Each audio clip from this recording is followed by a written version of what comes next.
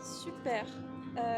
On peut peut-être reprendre, si tout le monde nous entend super bien, n'hésitez pas à dire dans les commentaires d'où vous venez. C'est toujours intéressant de voir que c'est des personnes qui ne sont pas forcément à Saint-Nazaire. On en a parlé tout à l'heure. Est-ce que tu peux nous redire, Bérangère, qu'est-ce que ça signifie? Alors la corne de brume, c'est le signal sonore du navire. En fait, ils sont en train de le faire retentir et il est très probable qu'on le réentende à plusieurs reprises parce que ça permet comme ça de signaler. En fait, ici, c'est tout bonnement l'idée d'alerter toute la population et tous les environs pour bien signifier que l'Orient Express corinthienne va nous quitter. Effectivement, on est à bord d'une pilotine et merci beaucoup au pilote de Loire qui nous accueille aujourd'hui pour pouvoir réaliser ce live en direct pour le départ de l'Orient Express Corinthians. Alors, on entend vraiment la brume pour le coup, c'est très très drôle. Derrière nous, on a aussi les remorqueurs qui sont prêts à accompagner le navire pour son départ. Et là, on voit, je pense, l'Orient Express sortir. Est-ce que Bérangère, tu peux nous donner quelques éléments sur l'Orient Express? Alors l'Orient Express, c'est la nouvelle production des Chantiers de l'Atlantique. Les Chantiers de l'Atlantique, c'est l'entreprise de construction navale nazérienne emblématique reconnue dans le monde. Et en fait, l'Orient Express Corinthians, c'est vraiment leur nouveau fleuron, leur nouvelle production, qui est le premier d'ailleurs d'une série. L'idée, ce sera de vous faire essayer de deviner le nom de son petit frère. S'il y en a qui le connaissent, ça permettrait de vous faire gagner des entrées pour certaines de nos visites. Et en ce navire, on va avoir l'occasion de vous le présenter. Il est vraiment très spécial, non seulement par son design, mais aussi par la volonté qui est derrière d'un navire à voile pour la croisière, ce qui fait de lui le plus grand voilier du monde, qui sort aujourd'hui on va dire de l'enceinte de Saint-Nazaire et qui va nous quitter parce que sa carrière, elle va pouvoir commencer dans très peu de temps. Direction pour lui la Côte d'Azur, et c'est en Méditerranée que cette aventure va commencer avec un navire qu'il aura fallu quelques années au chantier de l'Atlantique pour imaginer, développer et pouvoir concrétiser. Alors, comme vous disait Bérangère, pendant ce live, on va vous faire remporter des places pour la visite des chantiers de l'Atlantique. C'est une visite pendant laquelle vous allez découvrir les coulisses de la construction des navires de demain. On vous posera une petite question pour pouvoir du coup participer à ce tirage au sort. J'ai une petite question moi par rapport à l'Orient Express, le Corinthian. Il a fallu combien de temps pour le construire? C'est un projet de 2-3 ans, même si en fait l'idée initiale, le projet initial, c'est-à-dire le type de navire, c'était initialement pensé par les chantiers en amont. Parce que dans cette volonté de la transition énergétique, on voit un peu comme une espèce de retour en arrière.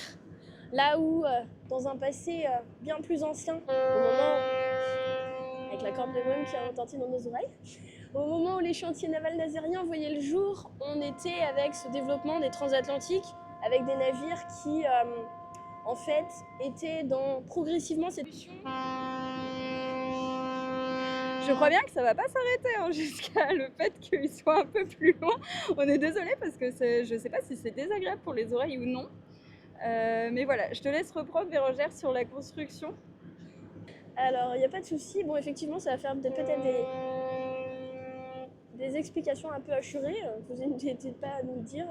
Donc, ce qu'on disait, en fait, on a un peu l'impression ici de voir un espèce de retour en arrière, mais un peu inversé. Parce que dans l'histoire de la construction navale nazérienne, on a démarré avec les transatlantiques, avec des navires comme le tout premier né à Saint-Nazaire, c'était l'impératrice Eugénie.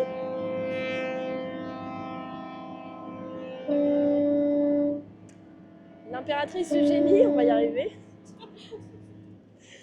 J'ai l'impression qu'il y a un écho entre l'Orient Express Corinthians et les remorqueurs, je crois, qui font eux aussi du bruit. Vous avez la corne de brume de l'Orient Express Corinthians, et je dirais qu'il n'est pas tout seul de temps en temps. Je pense qu'on entend aussi les remorqueurs oui. et les pilotes de Loire. Je pense, oui. Je pense que tout le monde renchérit et nous fait profiter de sa sirène pour bien le marquer.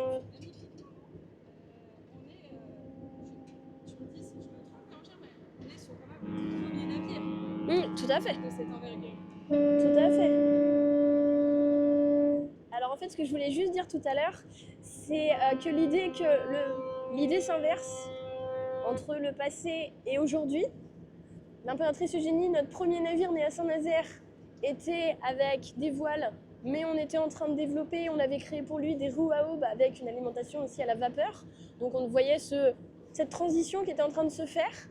Et en fait aujourd'hui, on voit la transition revenir un peu en sens inverse avec un navire que vous allez pouvoir observer bien cet après-midi avec nous, un voilier, un 3-mâts, mais en même temps un navire qui a aussi une alimentation plus traditionnelle, un système de carburant, un système hybride avec le carburant utilisé à l'heure actuelle, le GNL, donc le gaz naturel liquéfié, du méthane qui est pensé comme une énergie de transition. L'idée c'est une évolution de carburant pour justement améliorer les choses, trouver des alternatives différentes, et dans cette volonté de décarboner le trafic maritime, eh bien, on le voit aussi de ce milieu-là, dans ce milieu de secteur de la croisière, avec justement le retour à l'utilisation du vent, cette propulsion vélique qui revient. Donc c'est un peu comme si les choses s'inversaient avec le passage du temps. On revient à des méthodes plus anciennes.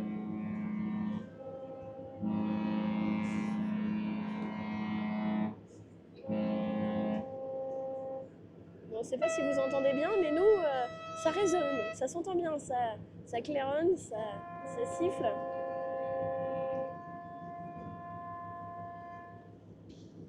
Est-ce que vous pouvez dire aussi par rapport à du coup, ces voiles un peu particulières, elles ont été réalisées au chantier de l'Atlantique? Alors en fait l'idée est née au chantier de l'Atlantique, mais c'est plutôt au niveau d'entreprises bretonnes que ça s'est créé.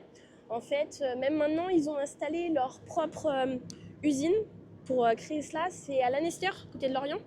En fait c'est un groupement de plusieurs entreprises qui ont travaillé main dans la main avec les chantiers.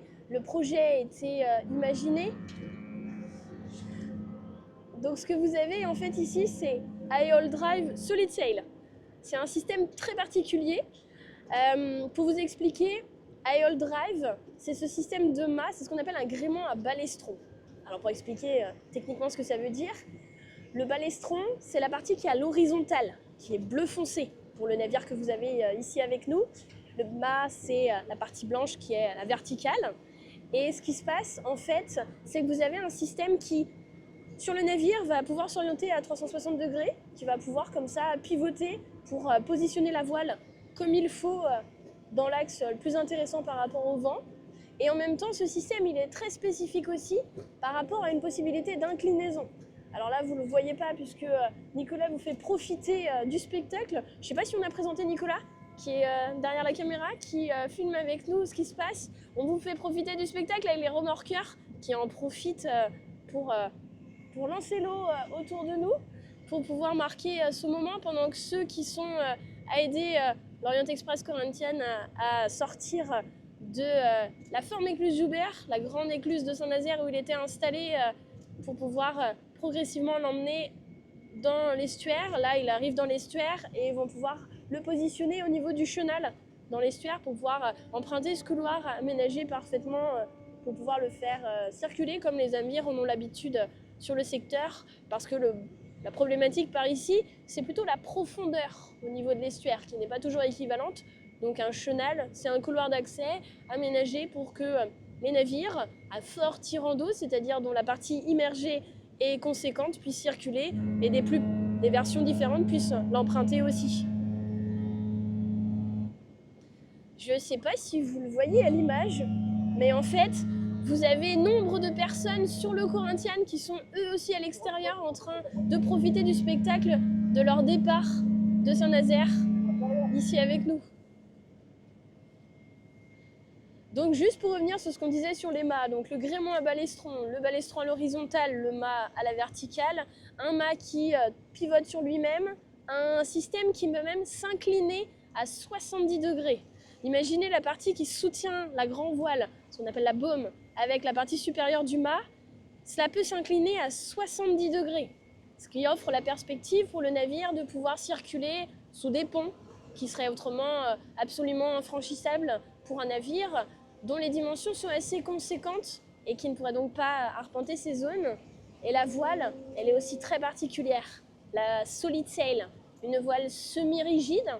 En fait, ce que vous pouvez voir, ce sont des panneaux en composite, donc un système d'un cadre et puis tout un système à l'intérieur pour pouvoir faire générer ces systèmes de voile qui vont en fait, quand on hisse la voile, ça va se déplier comme un accordéon, c'est l'idée. Et puis quand on affale la voile, c'est-à-dire quand on va la replier, eh bien à ce moment-là, c'est comme si l'accordéon se repliait pour venir positionner la grand voile là où elle repose en ce moment. Alors que l'autre partie de voilure, la plus petite partie que vous voyez, qu'on ne voit pas ici, ce qu'on appelle le foc, lui c'est un foc souple. Donc ça veut dire qu'il est plus traditionnel en tissu. La grande voile quand même, pour vous dire, c'est 1050 mètres carrés. Le foc, la partie souple, 450 mètres carrés, donc un système de mât, 1500 mètres carrés, multiplié par 3, on vous laisse faire le calcul. 4500 mètres carrés de voilure pour un navire qui pourrait et va, si tout se passe bien, fonctionner avec. Donc un vent qu'il faudrait d'une vingtaine de nœuds pour que ce soit intéressant, pour qu'il puisse, avec cela, eh bien, se déplacer à une vitesse d'une douzaine de nœuds. Donc c'est vraiment une idée de vitesse de croisière, hein. C'est pas une vitesse excessive, c'est un mouvement tranquille pour pouvoir se déplacer. Mais bien sûr, un système auxiliaire est là aussi pour gérer l'alimentation et pour pouvoir fonctionner aussi si jamais le vent n'était pas suffisant pour pouvoir mettre en place ce système. Ça permettra comme ça au navire d'être moins consommateur de carburant et de pouvoir allier cette volonté de transition énergétique avec ce retour à un système connu depuis fort longtemps. Eh bien, merci beaucoup Bérangère pour toutes ces informations. Je pense qu'on n'avait pas en tête. On nous fait signe qu'on va pouvoir aller sur l'avant du navire de la pilotine pour avoir encore des images un peu plus insolites. Je pense qu'on teste le tout pour vous. Parce que voilà, c'est un peu dangereux pour nous. Voilà, on est sur place. On va aller devant, on va pouvoir vous donner... Oh, je te laisse faire. Voilà, du coup on est à l'avant. Oula, effectivement, je pense qu'on va se prendre le jet du remorqueur. Juste nous à notre droite, mais à votre gauche pour vous. C'est plutôt impressionnant. C'est pas la première fois qu'on se prend un peu d'eau quand on sort comme ça. Si vous avez des questions, n'hésitez pas à les mettre en commentaire, on y répondra. Et je pense qu'il est venu le temps de poser la question pour remporter des places pour les chantiers de l'Atlantique. Qu'en penses-tu ? Tout à fait. Alors la question que l'on vous soumet, connaissez-vous le nom de son sister ship, c'est-à-dire le deuxième de la série qui est en train de voir le jour au chantier de l'Atlantique, qui sera fin prêt pour l'année prochaine, donc qui lui ressemble beaucoup, pas encore terminé, mais on vous laisse essayer de nous le proposer, le nom de ce navire, voir si vous le connaissez. Super.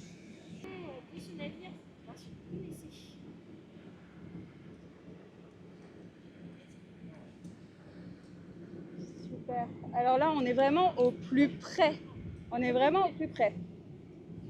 Je vous propose de faire le tour, comme ça on va vous faire profiter du spectacle encore un peu plus près. J'ai une vue un peu sensationnelle. Je crois qu'on avait parlé tout à l'heure des remorqueurs, mais je ne sais pas si tout le monde nous avait entendu. Les remorqueurs de la société Voluda qui sont en train d'accompagner le navire, donc un devant, un derrière. Comme on peut le voir, les remorques, c'est justement comme ça qu'on appelle le système de... alors quand on est en termes de navire, on évite de dire le mot qui s'écrit C-O-R-D-E, on évite de le prononcer parce que c'est, on va dire... en termes de superstition, c'est un terme qu'il faut mieux éviter d'utiliser parce qu'en fait, chaque type de cette catégorie a une fonction particulière et correspond à on va dire un besoin spécifique. Donc ici, les remorques qui sont reliées des remorqueurs au navire, on le voit, ça va permettre pour eux de l'accompagner, pouvoir l'aider à se mouvoir et à sortir doucement de l'estuaire de la Loire dans lequel il se trouve et qui lui permet comme ça doucement, mais sûrement, de nous quitter et de partir. Il est attendu d'ici peu de temps au niveau de la Côte d'Azur, de manière à commencer sa carrière en Méditerranée. Il y a peut-être une chose qu'il faudrait qu'on explique. Tout à l'heure, on parlait du navire, je parlais des mâts qui s'inclinent. Pour pouvoir passer sous des ponts, il y a quand même une chose qu'on n'a pas dit. Combien mesure le navire? Ce serait peut-être bon de pouvoir le préciser à tout le monde, que vous compreniez mieux l'idée. On est face à un navire qui mesure 220 mètres de longueur, il mesure 25 mètres de largeur, et au global, c'est quasiment l'équivalent de 120 mètres. Autant vous dire, c'est à peu près l'équivalent d'une bonne centaine de mètres au-dessus du niveau de l'eau, ce qu'on appelle en termes techniques le tirant d'air, pardon. Et le tirant d'eau, c'est beaucoup mieux, c'est la partie immergée du navire. Alors initialement, par rapport au navire lui-même, c'est l'équivalent de 5,45 m, mais étant donné qu'on fait face à un voilier, il faudra déployer la dérive, donc 11 mètres en plus, en dessous, un système rétractable qui peut se déployer de manière à l'aider par rapport à sa prise au vent, par rapport à certains mouvements, à certains besoins qu'il va rencontrer, de pouvoir comme ça assurer sa stabilisation. Et ça continue. Nous aussi, on va assurer notre stabilisation parce qu'on est en train de faire une petite accélération de la part des pilotes de Loire. Donc on va continuer à s'accrocher un petit peu. Nico est vraiment accroché à la barre. Franchement, je sais pas comment il fait, moi il me fait peur.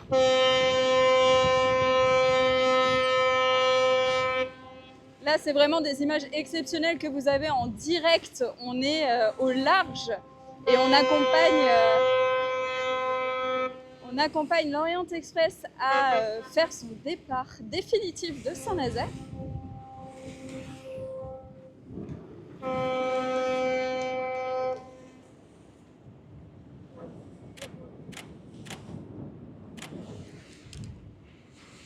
C'est vraiment des images pour l'instant que vous n'aurez nulle part, dans le sens où c'est du direct.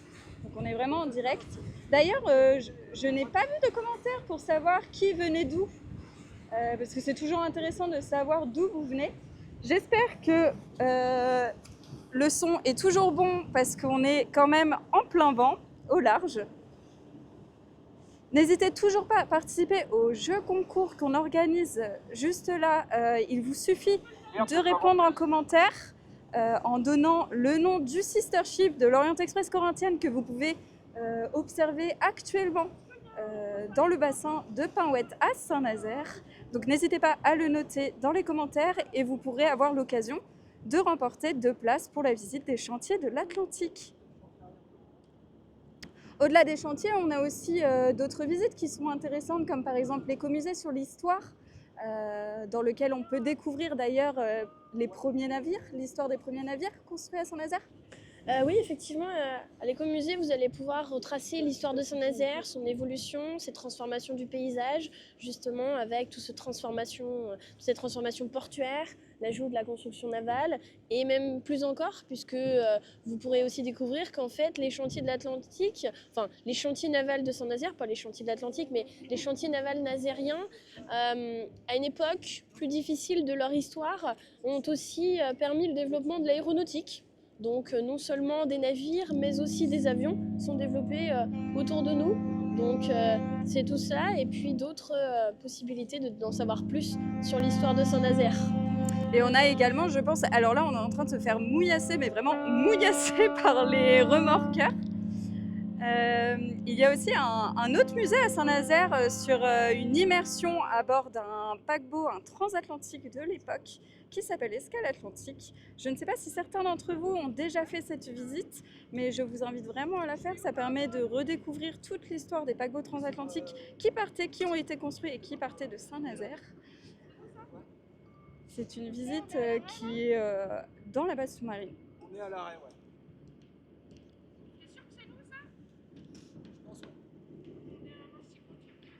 On va devoir se décaler juste pour un moment technique. Tout simplement, les chantiers de l'Atlantique font des plans en drone et ils ont besoin de refaire descendre le drone.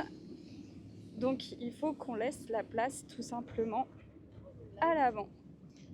Ah oui, et on le voit, je ne sais pas si certains sont en train de regarder le départ depuis le front de mer ou depuis un endroit de Saint-Nazaire à Saint-Marc ou autre. Mais en tout cas, ici, on est à peu près vers le skatepark de Saint-Nazaire, si je ne me trompe pas. Oui, en fait, je vois Sautron à gauche de nous, donc les pêcheries avec Villette-Martin.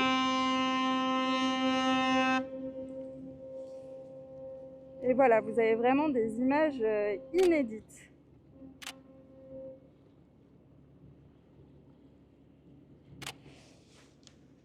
Est-ce qu'on peut peut-être rappeler, faire une brève présentation de l'Orient Express Corinthians, parce qu'il y a peut-être des gens qui sont arrivés en cours de live. Est-ce qu'on peut rappeler quel est l'armateur, en combien de temps il a été construit et quelques chiffres clés sur les mains? Tout à fait. Bon, pour tous ceux qui nous rejoignent, donc l'Orient Express Corinthians, il est donc la propriété d'Orient Express. Orient Express, c'est une filiale des groupes Accor et LVMH, donc spécialisée plutôt dans le luxe pour certains d'entre eux et l'hôtellerie, que ce soit même les trains, puisque Orient Express, ce sont les trains et les hôtels avant que les voiliers ne s'y ajoutent, toujours dans cette même volonté du luxe, de l'ultra-luxe même, avec vraiment toutes ces possibilités que l'on transpose et que les chantiers de l'Atlantique ont, en travaillant avec Orient Express, réussi à transposer dans ce voilier. Alors nous, gentiment à Saint-Nazaire, on parle souvent de petits paquebots de croisière quand on le compare aux géants des mers que les chantiers d'Atlantique sont capables de générer, mais quand même, on est face à un navire de 220 mètres de longueur, 25 mètres de largeur. Pour tout ce que l'on voit, c'est plutôt une bonne centaine de mètres au-dessus du niveau de l'eau, auquel il faut quand même ajouter une partie conséquente en dessous. Donc on est sur l'équivalent quasiment de 120 mètres de hauteur globale, puisqu'en dessous, c'est entre 15 et 20 mètres que ça représente.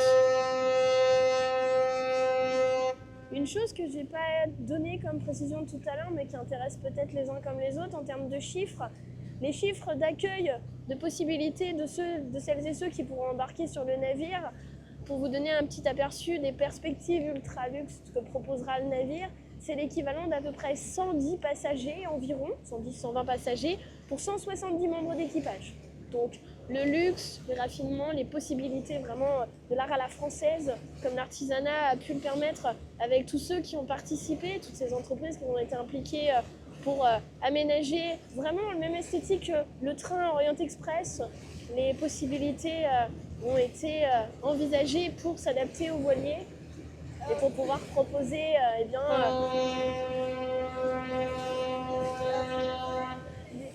proposer des aménagements qui le sont tout autant, puisque sur le navire, c'est pas moins de 5 restaurants qui sont gérés par un chef étoilé du guide Michelin quand même. Ce sont des bars, des perspectives de bibliothèques, de couloirs de nage dans le navire, assez long, il a fallu gérer cela. Vous avez aussi, surtout, 54 suites, je ne sais pas si on m'entend. 54 suites, certaines sont en duplex. Pour vous donner un petit aperçu, elles mesurent entre 45 à 230 mètres carrés quand même. Vous avez vraiment la marina à la poupe, on pouvait la distinguer tout à l'heure quand on était à l'arrière.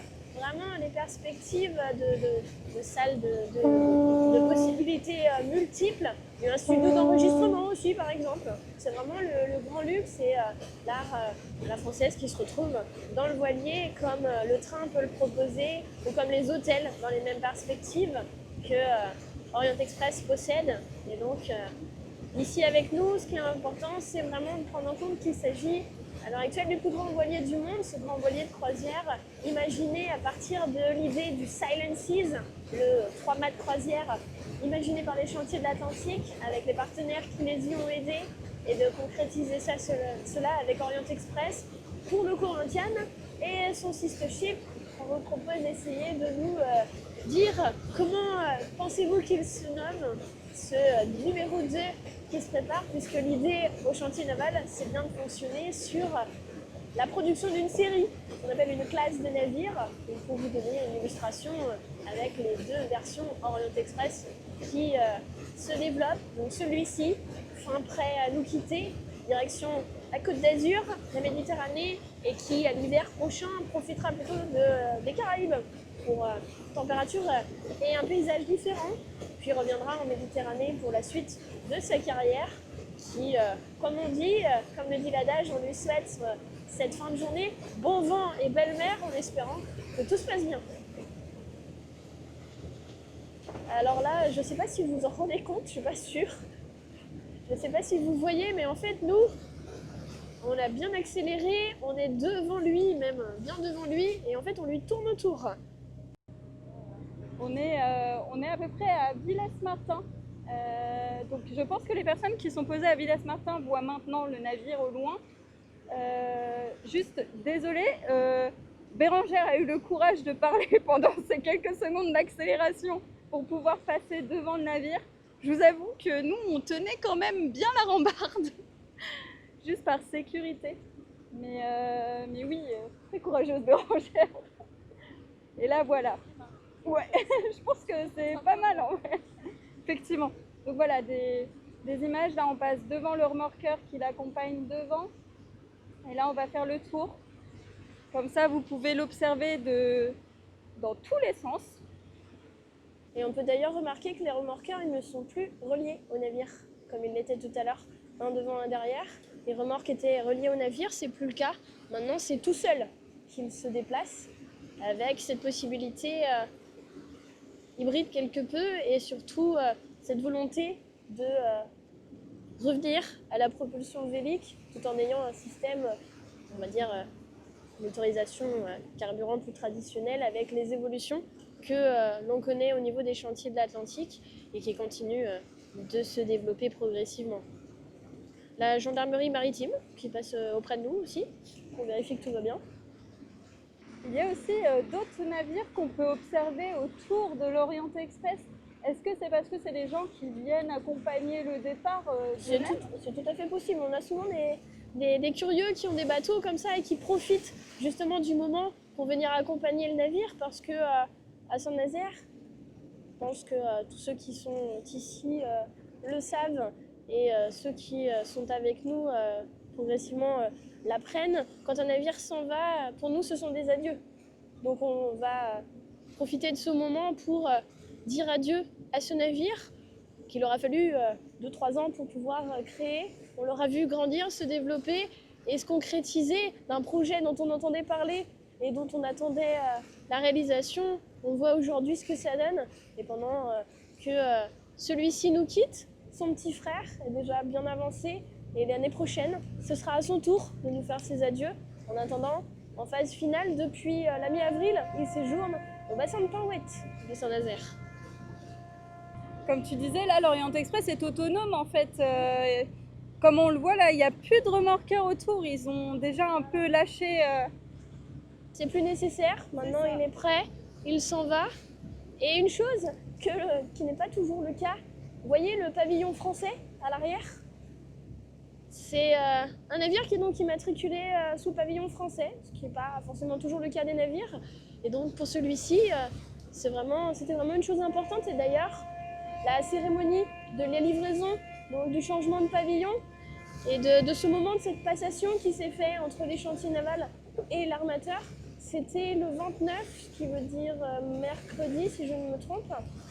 Donc c'était le moment de liaison entre les deux parties impliquées, et que Orient Express, Sailing Yacht, je crois que c'est la partie précise, eh bien, puisse devenir pleinement maître de son navire pour pouvoir le préparer en vue de cette fin d'après-midi pour son départ définitif. On espère que vous appréciez les images. On est quand même au plus près du navire. Vraiment, on est à quelques mètres, je dirais, du navire. C'est exceptionnel. Même pour nous, c'est un moment qui est exceptionnel.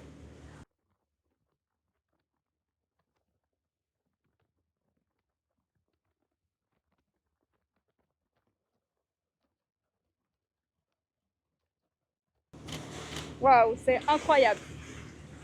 Même nous, vous voyez, on a l'habitude de voir des départs, mais c'est vrai que ce premier navire, du coup, construit à Saint-Nazaire est quand même une très belle prouesse. C'est vraiment une première pour ce grand voilier. Tout le monde attendait un petit peu ce moment si spécial, parce que, même si c'est toujours un moment extraordinaire de voir tous ces navires partir, avec celui-ci, On est sur un nouveau projet, une nouvelle concrétisation, une évolution, comme si on avait fait un pas en arrière, mais avec des nouvelles possibilités et entrevoir un avenir différent pour proposer ici. Alors l'idée, c'est vraiment un hôtel de luxe flottant, avec des perspectives différentes, avec, c'est pas forcément des séjours très longs qu'il va pouvoir proposer, ça va vraiment être à la carte, il semblerait, selon leurs idées. Et il a fallu justement qu'Orient Express trouve un moyen de collaborer avec les chantiers pour pouvoir allier les deux possibilités. Depuis l'Orient Express Corinthienne, on vient de nous faire un coucou de là où on est nous avec les pilotes de Loire. Un grand bravo à Nicolas qui tient bien le téléphone pour vous faire ce live et à Bérengère qui a énormément d'infos très passionnantes sur ce navire, mais pas que. Et ça, c'est vraiment genre très plaisant d'avoir des explications pendant ce live. N'hésitez pas toujours à poser vos questions si vous en avez quelques-unes. Et toujours, n'hésitez pas aussi à participer à notre jeu concours pour remporter 2 places pour faire la visite des chantiers de l'Atlantique à Saint-Nazaire. La question est la suivante: quel est le nom du sister ship de l'Orient Express Corinthian que l'on peut actuellement voir dans le bassin de Pinouette? Est-ce qu'il n'y a que 2 navires de commandés pour l'instant? Par rapport à cette série, oui. Pour le moment, on n'a que deux navires de commandés. Après, la croisière, c'est un secteur qui a repris une plus belle depuis le Covid. D'après les chiffres donnés, il y avait un peu plus de 37 millions de croisiéristes en 2025 et les armateurs estiment que d'ici 2029, ça va monter à 40 millions. Après, ce qui se passe, c'est que sur le secteur de la croisière, il y a plusieurs secteurs. Il y a le plus abordable, et puis il y a les montées de gamme avec du plus premium, du luxe, et là on touche l'ultra luxe, donc c'est un secteur un peu particulier qui nécessite de s'y adapter. Et justement, il a fallu adapter les possibilités de ce que habituellement on retrouve dans les trains ou dans les perspectives bien connues et bien du passé. L'Orient Express, c'est quand même 1883 initialement, donc c'est un standing particulier, des possibilités, une décoration spéciale, un artisanat d'art très particulier. Il a fallu conjuguer ça avec un navire, ce qui a pu être assez particulier pour ceux qui ont été impliqués, parce qu'il a fallu penser en certains termes particuliers, par exemple en termes de poids. Parce qu'un navire, c'est pas un train, donc il y a plein de choses à prendre en compte pour que ça s'allie. Et finalement, eh bien, ils ont trouvé le moyen de conjuguer les deux pour pouvoir donner vie à ces navires. Quand on vous parle du sister ship, je ne sais pas si tout le monde comprend bien l'idée, on vous parle d'un navire, on parle de navire jumeau en fait, c'est le petit frère, le suivant, qui est en train de voir le jour au chantier de l'Atlantique, qui ressemblera à celui-ci. Qui est déjà pas mal avancé.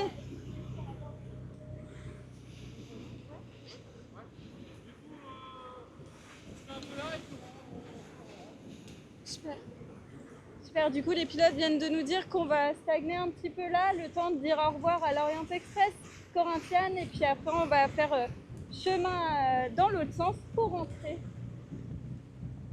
La question que je voulais poser, c'était est-ce que, parce qu'il est bien avancé en fait son sister ship, il reste quoi à faire dessus? Parce que je crois bien qu'il n'a pas encore ses mâts de poser. Tout à fait. En fait, à l'heure actuelle, quand on le voit dans le bassin de Pinouette, en fait, il lui manque la partie supérieure du mât.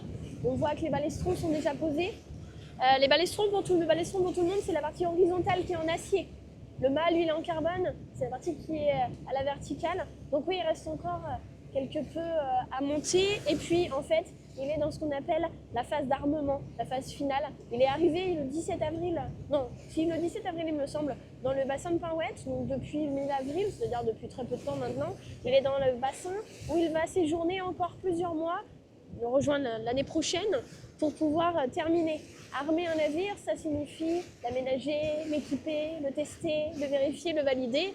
Donc peut-être que certains d'entre vous ont pu voir l'Orient Express Corinthian nous faire des sorties en mer, il en a fait plusieurs, de manière à pouvoir vérifier que tout était parfait, tout était bon, tout était finalisé, avant que ce jour puisse venir et qu'on puisse être en mesure de lui faire pleinement nos adieux. Donc son petit frère Encore du travail pour les chantiers, mais progressivement, ça se précise et commence à ressembler de plus en plus à son aîné pour pouvoir, l'année prochaine, être lui aussi en mesure de nous faire ses adieux.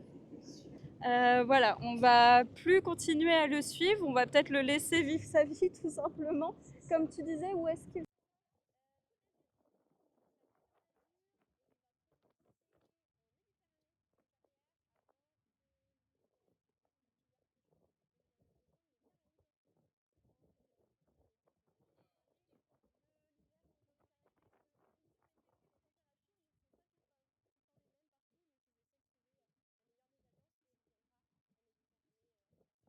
Super, je pense qu'on va sans doute quitter le live maintenant parce qu'après on va faire chemin inverse et il n'y aura pas grand chose à revoir.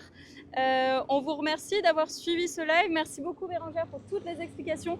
Merci Nicolas derrière d'avoir fait des images incroyables. Merci aux pilotes de Loire de nous avoir accueillis à bord de leur pilotine. Et on se dit à bientôt, à très vite. Et on n'oublie pas de dire merci à Chloé aussi.